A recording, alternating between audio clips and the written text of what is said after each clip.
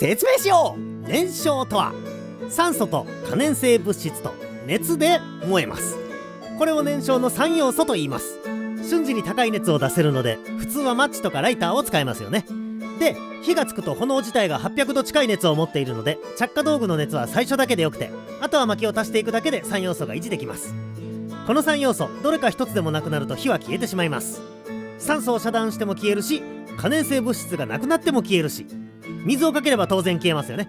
これは熱がなくなるから消えるという理屈です。